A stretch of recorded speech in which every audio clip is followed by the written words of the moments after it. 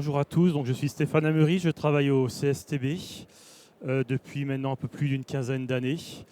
J'ai intégré le CSTB en 2007, dans le cadre duquel je travaille maintenant depuis donc plus de 15 ans sur l'ensemble des thématiques du biosourcé et de la construction bois.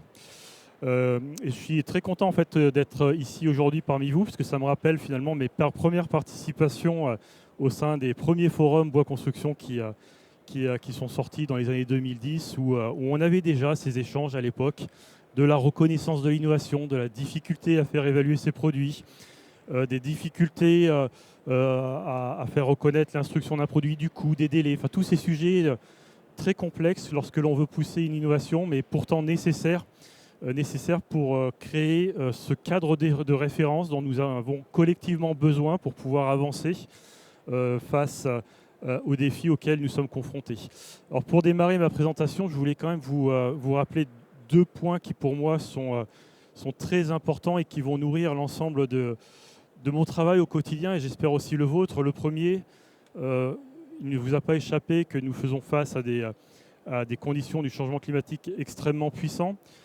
Et si on prend un seul chiffre que je souhaite vous partager, aujourd'hui, le monde de la construction bois, de la construction de manière générale, c'est 150 millions de tonnes équivalent CO2 par an émis par notre filière construction. Si l'on veut viser la neutralité carbone à l'horizon 2050 et sauver notre planète, il va falloir diviser tout ça par 10. On parle donc d'un facteur 10 d'ici l'horizon 2050. Et nous avons donc énormément de travail devant nous. Et on doit se dire collectivement que nous ne pourrons plus continuer à travailler comme nous le faisons depuis des années si nous voulons atteindre cette cible. Le deuxième point que je souhaitais vous partager pour démarrer mon introduction, c'est que le monde de la construction aujourd'hui souffre encore et toujours d'un niveau de non-qualité qui est beaucoup trop important. On parle souvent, de manière assez générique, d'un niveau de non-qualité de l'ordre de 10% du chiffre d'affaires de cette filière. 10%, je ne sais pas si vous imaginez, c'est 10% de nos ressources que nous utilisons mal lorsque nous construisons et pour lequel nous devons reconstruire ou réadapter ou repasser par derrière pour rétablir la bonne continuité de l'usage du bâtiment qu'on veut mettre en place. Or, nous faisons là aussi face à un défi majeur, c'est celui de la ressource en eau, la ressource en sable, la ressource dans tous les matériaux va devenir une contrainte extrêmement forte les années à venir, et nous devons y apporter une réponse. Et pour cela, nous avons besoin, et je vais souvent revenir sur ce terme-là, nous avons besoin d'un cadre de référence. Et ce cadre de référence, il se doit d'être collectif. J'ai entendu encore ces derniers mois, dans le cadre du montage de la loi de finances, certains acteurs politiques qui nous disent qu'il faut déréglementer, qu'il faut supprimer les normalisations. Certes, la normalisation peut être un frein à nos activités, mais cette normalisation, c'est d'abord un cadre de référence collectif, c'est notre héritage.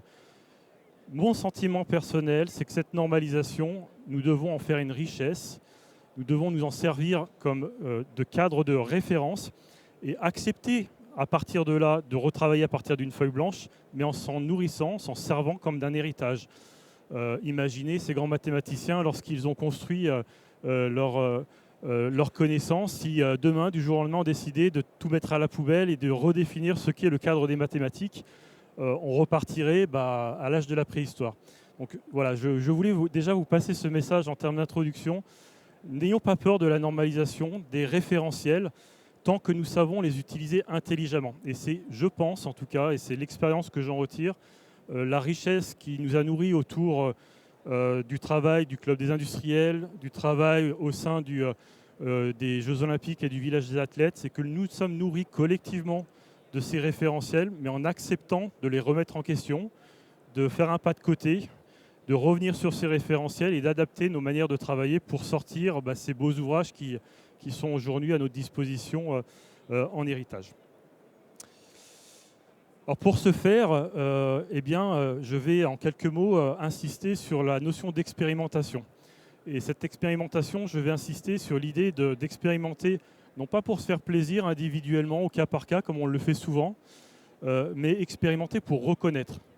Reconnaître au sens d'abord de la reconnaissance comme reconnaissance collective, validation collective, évaluation collective, créer la confiance collective, mais aussi reconnaître comme la possibilité de réapprendre à connaître des technologies que l'on pourrait considérer comme ancestrales, la paille, la terre crue, tous ces produits que l'on nous dit pouvoir être utilisés dans notre quotidien, parce que ça fait des décennies qu'on les utilise, mais qu'il nous faudra réapprendre à utiliser, à travailler collectivement pour pouvoir reconstruire ce cadre de référence, encore une fois, qui nous permet de travailler ensemble. C'est ce qu'on a fait finalement avec le village des athlètes, où au début on se regardait tous les acteurs un petit peu les yeux dans les yeux, en mode qu'est-ce que je dois faire, qu'est-ce que je peux faire pour faciliter la sortie de ces ouvrages. Et on était dans un moment où la contrainte elle était d'abord calendaire et financière, toujours cette double contrainte récurrente. Et à tel point d'ailleurs que la Solideo à l'époque nous disait je veux innover mais surtout pas d'évaluation, parce que on le sait tous, une ATEX, un avis technique, c'est la catastrophe, ça prend du temps, ça demande du temps d'évaluation, bref.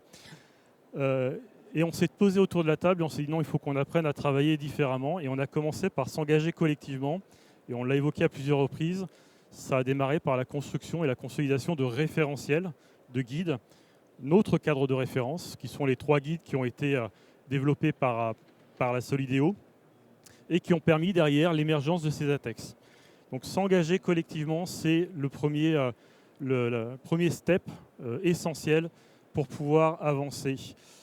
Deuxième point, dans le cadre de cette expérimentation qui m'a fortement marqué, et que je souhaite vous partager, c'est l'idée que innover, donc il faut le faire en effet collectivement, il faut le faire très en amont.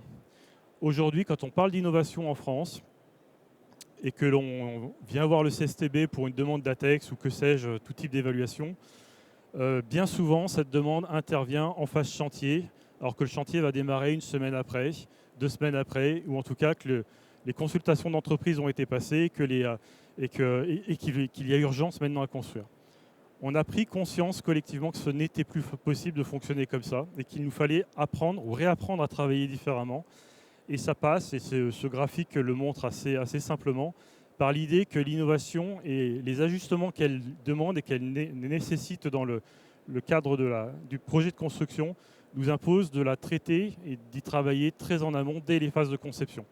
Et c'est ce qui nous a amené à travailler avec la Solideo, qui est un aménageur. Ne l'oubliez pas, à l'initiale, on pourrait se dire, mais pourquoi travailler avec l'aménageur ? C'est pas forcément l'aménageur qui va innover en propre. Mais c'est lui qui la sollicite, l'innovation. Donc travailler avec lui, c'est aussi créer les conditions de cette réussite. Donc travaillons de plus en plus en amont, et c'est ce qu'on a fait avec le village des athlètes, et c'est ce que l'on va faire de plus en plus, je pense, dans le futur pour renforcer cette capacité à expérimenter et à innover de manière sécurisée et sans pression, ou avec beaucoup moins de pression. Expérimenter, c'est aussi se dire que j'entends souvent, nous sommes très contents, nous avons obtenu l'ATEX après beaucoup d'efforts et nous sommes très contents de notre technologie, notre innovation est reconnue en technique courante. Moi, j'ai envie d'abord de dire bravo, bien sûr, à celui qui obtient cette ATEX, mais j'ai surtout envie de dire, en fait, c'est que le début de l'histoire. L'ATEX, il faut qu'on arrête, ou l'évaluation, quelle qu'elle soit, il faut qu'on arrête de la considérer comme le stempel du CSTB qui permet la reconnaissance en assurance de technique courante. Certes, c'est nécessaire, certes, ça permet de sécuriser, mais ce n'est pas ce qui va nous permettre d'expérimenter, de reproduire cette expérimentation et de massifier. Donc pour moi, l'ATEX, ou quelle que soit l'évaluation, elle doit servir de terreau, de terrain de jeu derrière pour suivre cette expérimentation, apprendre de cette expérimentation et capitaliser sur cette expérimentation. C'est l'idée du cycle que je vous ai reproduit dans cette slide, mais qui dit à peu près les mêmes choses que ce que je viens de vous exprimer. Et donc, suivre l'expérimentation, c'est là aussi ce que l'on a cherché à faire dans le cadre du village des athlètes, à la fois en phase chantier, alors peut-être demain, je l'espère aussi, en phase d'exploitation, mais c'est de se donner les moyens collectivement de regarder ce qui se passe dans cet ouvrage et collectivement, à un instant, de se retrouver autour de la table, de rediscuter de ce que l'on a appris de cette expérimentation et de la réinjecter dans nos référentiels, dans notre cadre de référence. C'est ce qui a été fait là encore avec la Solideo, avec les 3 guides qui sont sortis il y a maintenant de cela quelques années. Et on est très fiers, on en reparlera demain dans un des ateliers, mais on est très fiers aujourd'hui de dire qu'on a pu se nourrir de cette expérimentation et réviser ces 3 guides, réapprendre de ces chantiers et réinjecter beaucoup de nouveautés dans ces 3 guides qui viennent d'être réalisés, qui seront publiés dans les semaines à venir. Donc c'est tout ça, expérimenter pour reconnaître. Et je terminerai simplement par cette petite phrase que j'aime bien partager, parce que pour moi, elle définit assez simplement ce que j'attends de l'innovation. Innover, c'est désobéir, donc c'est accepter de désobéir, mais en conscience et au bon moment, avec engagement et responsabilité. Merci.